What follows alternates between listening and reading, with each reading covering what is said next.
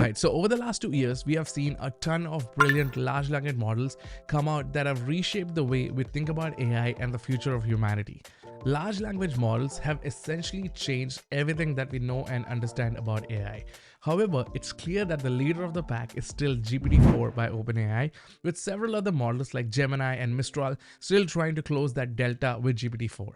On the other side of this coin of these large language models sits Nvidia, who are so critical to these models really becoming good because the training of these models runs on GPUs by Nvidia, who is clearly the leader for all these GPUs around the world and has become one of the biggest companies on the planet in the last 1 year. However, there is a challenge that we see now.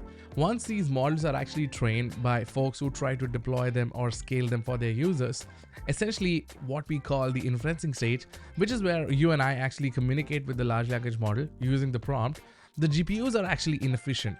GPUs are great for training large language models, but when it comes to inferencing, GPUs are really slow and they were not created for that. However, GPUs are the only option available to AI creators until now. And this is where, Groq Inc. actually comes into the story. So Groq Inc. is the company that is behind world's first language processing unit, which we call LPU, which aims to solve exactly this challenge of Gen AI inference speed.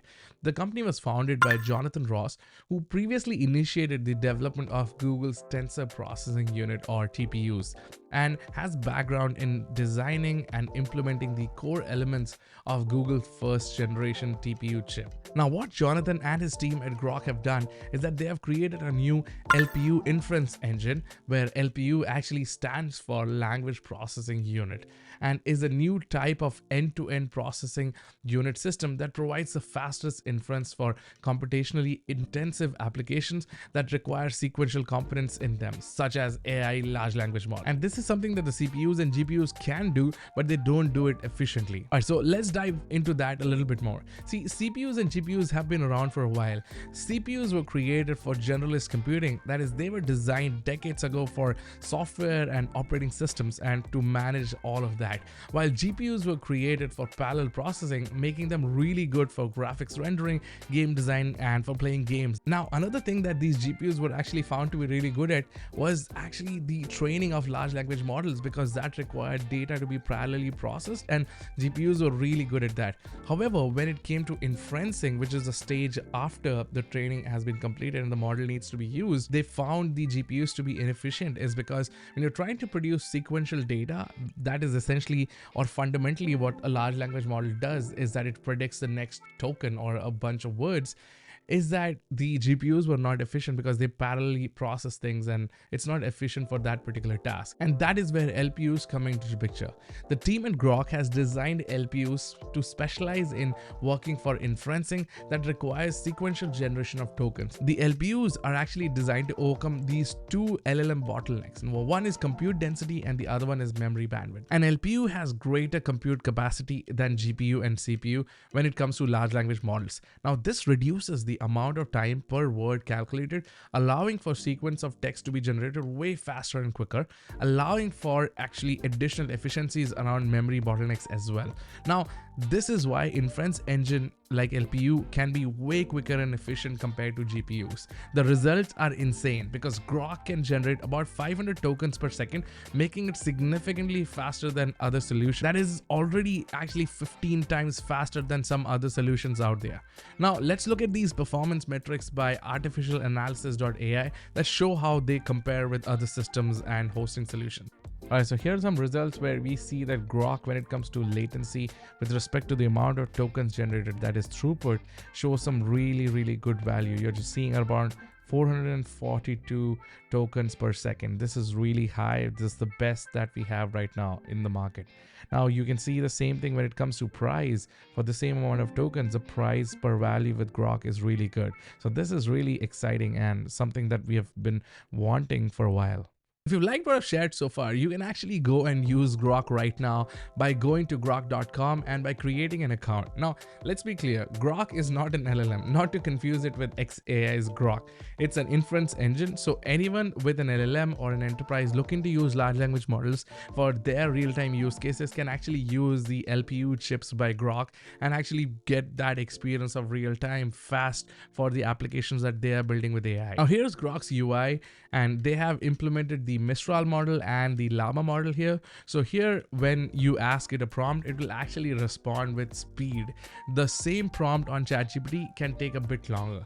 Now, the Groq team also offers various API access levels through the Groq Cloud, catering to both developers and the enterprises who are actually trying to build these real-time AI solutions. So you might be wondering, what really is the benefit here? There is only one benefit: speed, and that's what matters the most, especially if you are trying to build a low latency real-time application that are going to be really powered by large language model. Now, to contextualize it, imagine you use the Humane AI pen or the Rabbit R1 and it takes like 10 seconds to respond back to you for basically your prompt. This is not an ideal experience. If you're using Groq's LPU inference engine in the back, this will speed up the process and you will get this response in like no time, and it'll feel like real-time conversation, and that's exactly what you want. All right, so here what I have is actually I've created two programs. One is an agent for Groq, and it's basically hitting a Groq API, and basically I'm asking it to compose a poem that explains the concept of recursion in programming with at least 2000 words, and it's hitting the Mistral model.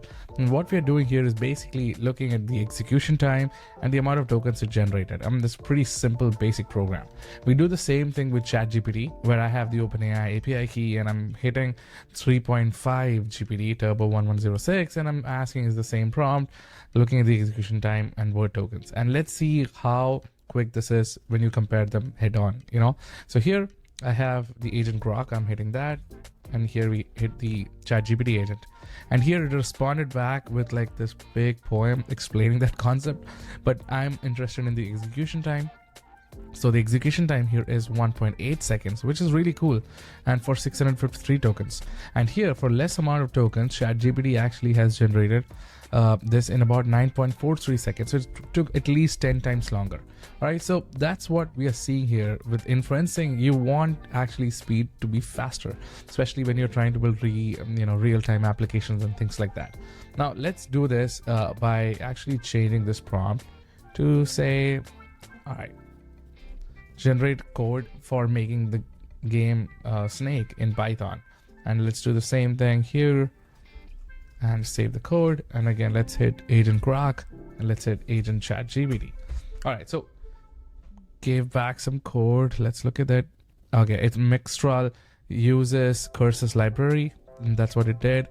And I have to go and see if the code is good or not, but again, it responded quickly. 1.57 seconds, 475 token count. Here it's still generating, so let's wait for it.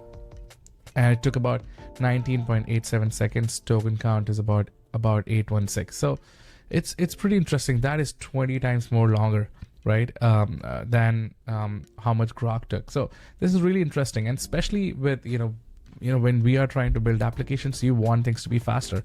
So Groq definitely is looking like a really good solution for that kind of an experience, or we'll have to just figure out a way for these APIs to kind of respond quickly to us. Anyway, so that's where we are. This was a simple example. I'm going to share this code with you, so feel free to use it, but it's pretty basic. It's basically looking at execution times and responding back. Now, in my opinion, this is one of the most significant updates that have happened in AI in almost an year. Now, we've already seen, Nvidia release these H100 chips, and they're really expensive, and obviously they are great for training.